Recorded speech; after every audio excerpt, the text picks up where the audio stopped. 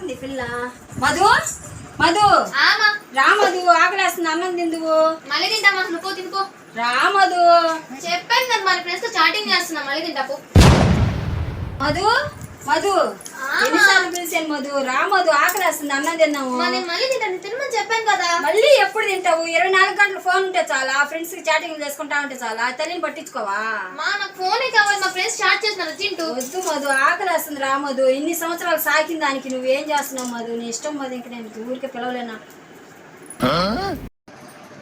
అయ్యో, మా అమ్మ నా అండ కడితే నా కోసం ఎంతో కష్టపడింది. ఇలా చేయడం కరెక్ట్ కాదు. వద్దు.